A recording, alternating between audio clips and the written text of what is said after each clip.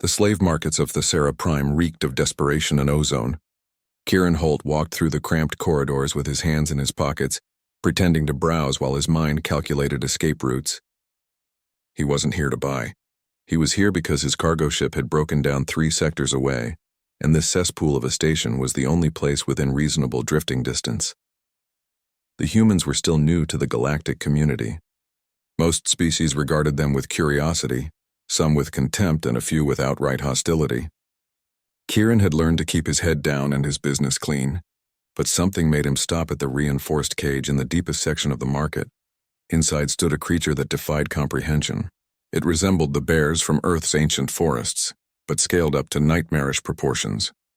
Its fur was midnight black with streaks of silver that seemed to shimmer with contained energy.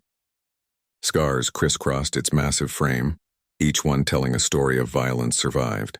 But it was the eyes that held Kieran frozen, intelligent, burning with a rage that had been stoked for lifetimes. Brask the Unbroken, the Velcrin slaver hissed from behind him, its tentacles writhing with excitement.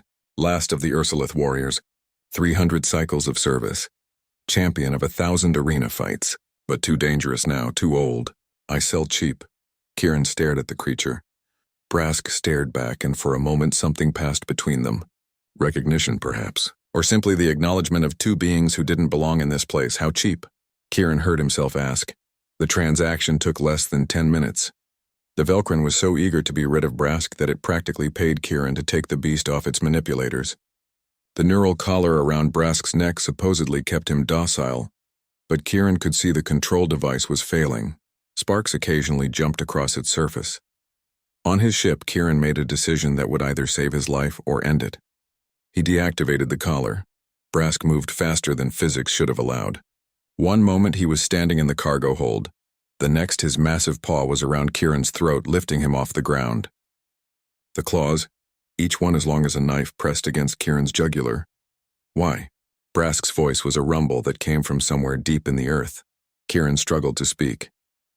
Because no one deserves that. The pressure didn't lessen. I was a warlord. I led my people against the galaxy. I killed thousands. I am called the Unbroken because no prison held me. No torture broke me, no master controlled me.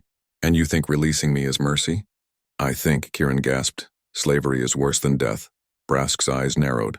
Then slowly he lowered Kieran to the ground. Your species is foolish. Yeah, Kieran coughed, rubbing his throat. We get that a lot. For 3 days they traveled in tense silence. Brask remained in the cargo hold and Kieran stayed in the cockpit, sleeping with one eye open. But on the 4th day, when a Velcrin patrol ship tried to board them, claiming Kieran had stolen property, everything changed. Kieran was outmatched.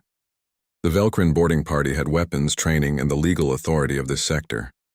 He was one human with a broken pulse rifle and a lot of bad luck. Then Brask emerged from the cargo hold. What happened next would become legend in certain circles of the galaxy. The Velcrin warriors were trained, yes, but they had never faced an Ursulith in full battle fury. Brask moved through them like a force of nature, each strike precise and devastating. He wasn't just fighting. He was making a statement 3 centuries in the making. When it was over, Brask stood among the wreckage, breathing heavily.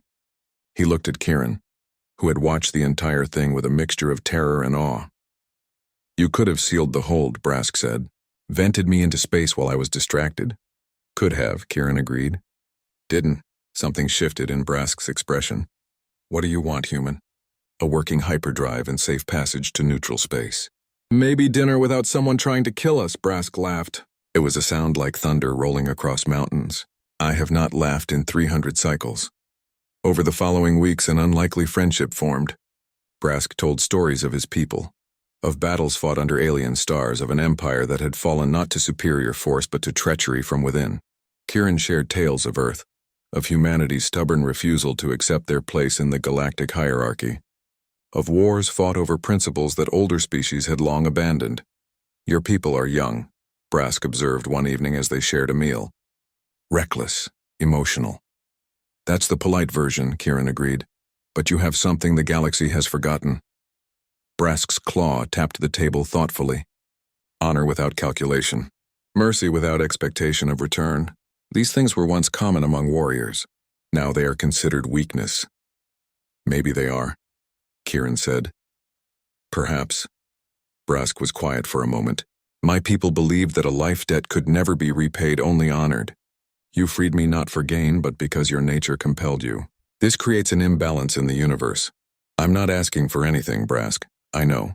That is why you will receive everything. When they finally reached Kieran's destination, a small colony on the edge of civilized space, Brask made his announcement. I am the last of the Ursulith warlords. Before we fell, my people accumulated wealth beyond measure, hidden across dead worlds and forgotten stations, treasures, knowledge, weapons that could reshape the balance of power. Brask placed a data crystal in Kieran's hand. The locations, the access codes, all of it. Kieran stared at the crystal. This is your reward, not for freeing me, but for reminding me what freedom means. Brask placed a massive paw on Kieran's shoulder. Use it wisely, young human, and know that wherever you go, should you ever need a warlord's blade, you need only call. As Brask disappeared into the colony's wilderness, Kieran stood holding a fortune and a friendship that would echo through galactic history. The Velkrin had sold Brask cheap because they thought him broken. They couldn't have been more wrong. Brask the Unbroken had simply been waiting for someone worthy of his freedom. And in a chance encounter on a slave market, he had found not a master but a friend. The galaxy would soon learn what that meant.